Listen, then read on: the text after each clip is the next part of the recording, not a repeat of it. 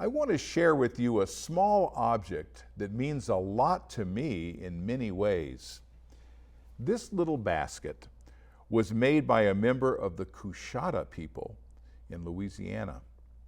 Through numerous moves through the South, the Midwest, the East Coast, and the West Coast, I have never lost this little treasure.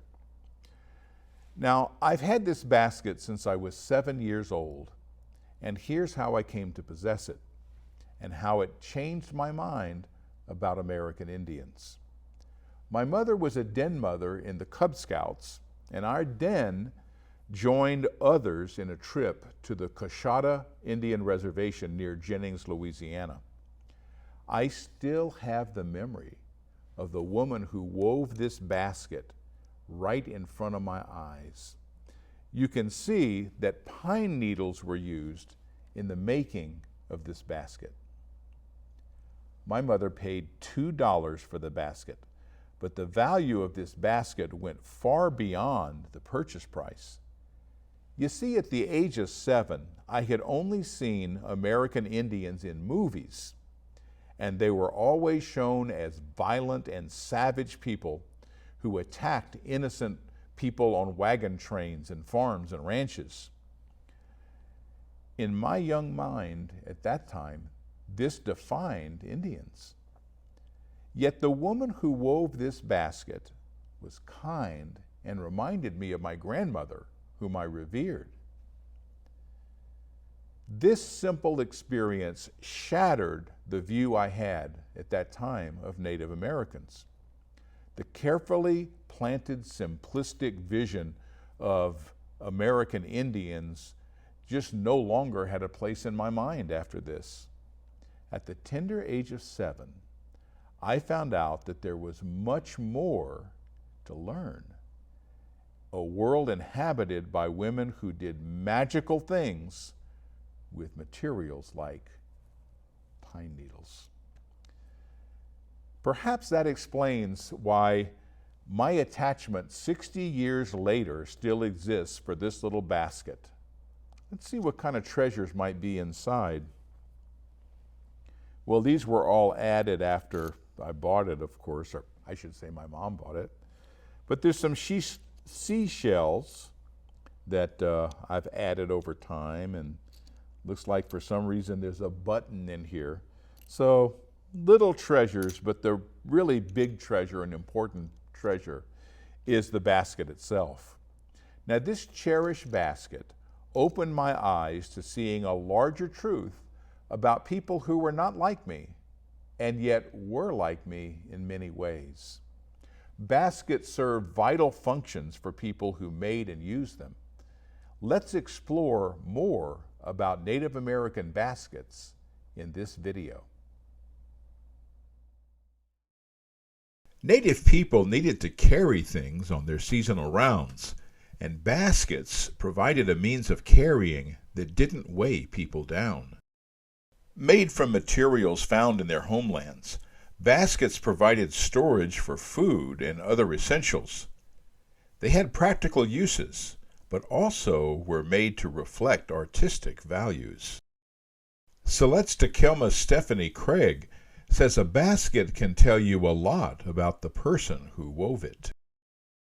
We weave everything into baskets. That's one thing, is that you can look at a basket and it can tell you the story of the life of the weaver. You can't buy traditional materials, you have to gather them. And so if you have nice materials that you've taken care of and that have worked really good, they've been worked down really well, then you know that the person has taken a lot of time or have traveled very far to get them. You can look at old baskets and you can tell if the weaver's right-handed or left-handed. You can almost get it down to where the tribe they were from. Materials, if it's not materials that are from that area, indigenous or native to that area, they were traded in, and you could only trade if you had something else to trade. So whether it be other materials, food, or tools, or money itself. So it can give you a sense of their social status. but a basket can tell you basically everything, almost everything you want to know about that person's life. If they were in mourning, if they were on their moon, if they were man or woman, right or left-handed, if they were influenced by their in-laws. Elementary students in Ashland learn about baskets from Takelma Elder Agnes Baker Pilgrim. Also in this is the bear grass, which is on top of the mountains. It too has to be burned. And they used to tell me, the old ones way back, that you have to pick it before July the 15th. You can weave it in your work, but when it dries, it'll kind of pucker up. So they pick it after July the 15th, and you pick it, it's green, so you have to leave it out until it gets real light, like it's in these things here. And that's the bear grass, and it's held together with spruce roots. In this cap, the black is the five-fingered ferns that you see along creeks and streams. They call it the maidenhair fern or the five-fingered fern, and that's the black in this cap. The red in my cap here is the bear grass that is dyed. The white, this whitey light stuff in here is bear grass, and it's dyed with the inside bark of the alder tree to make it red. Heather Cleaver shared baskets made by Native American weavers at the Salmon Festival in Ashland. So we came down with historic baskets today, and a lot of these are from the tradition of this area, going down through the Klamath River area and along the coastline even. So you'll find these baskets everywhere from the Taloa and Tututni up through Siletz and Grand Ronde. You'll find these traditions, and all these are actually 100 years old or older, and they're made of local materials. So bear grass, alder, hazel, all of those sort of materials. Now here's a basket that I made. I just left it like that. What do you think these little slats are? What tree are they from? Starts with a C. Chestnut? Nope. Cedar? Thank you. That's a cedar.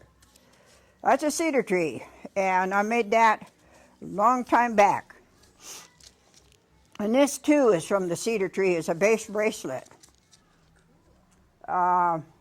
These little baskets are cedar also, little baskets made out of cedar that I made a long time ago. Baskets could be large and very strong, like these used to build mound cities during the Mississippian culture. Takelma elder Grandma Aggie explained the use of other baskets made by her people. These are hazel sticks, and these are called trinket baskets, okay? This one also is a trinket basket. This basket, I call it a Mrs. cap. This is all these caps here. This is the only one I can work in. It's a work cap. They had special ones made that you can work in. The one I got on and the one that my girl Sally has on over there, and Nadine, you don't work in those. Those are spiritual caps. I don't work in them. Heather Cleaver finds that local baskets combine tradition with ways to sell baskets to non-Indians. Regardless of the objectives, these baskets are authentic works of art. There was sort of an entrepreneurial bend to a lot of these that I wanted to kind of show you, which is that you'll have traditional designs that you see here, like with a snake nose and a quail top knot, but you'll see that weavers were trying to get people to purchase some of their basket items, and so they would incorporate things like Z's in there, which were super familiar to people who would possibly be coming off of trains or coming through the tour to look at what they would call, you know, the last of the civilization or that sort of thing. And so I wanted to kind of mention just how amazing it was that they were able to kind of figure out the market and sell, which I think is brilliant considering everything they were going through. And then also I wanted to show just sort of some of the artistry. So this actually is a representation of flying geese. So you would see them migrating, but it's extraordinarily abstract. And I think too, when you're looking at things like this where you're having to count sticks, you're having to look at your materials, and then coming up with this incredible abstract representation of something you find in nature is just so brilliant. So one thing that these baskets are beautiful. They're not craft, they're true like artisanship that's going on here using natural material, and then also just, you have to be so mathematically inclined and, capable of seeing things in a different way. Pat McMillan of the Fable Museum in Klamath Falls speaks of the Native American baskets in their collection. Baskets are lightweight and versatile.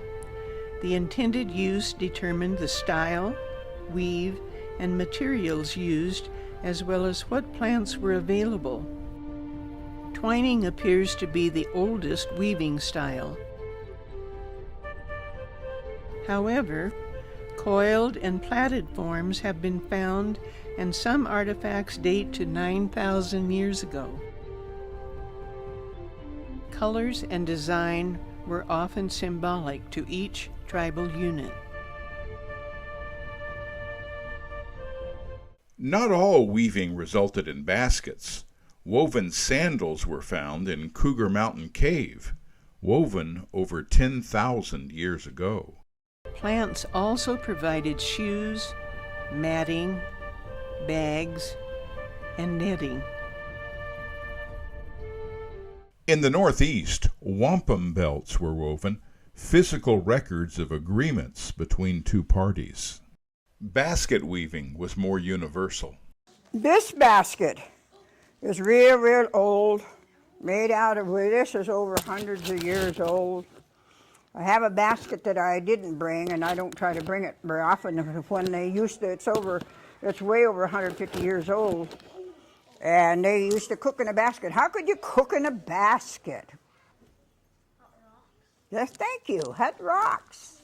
You have to heat these round rocks, and you got to go pick them up along the river. You got to make sure that when they're hot, that they don't explode.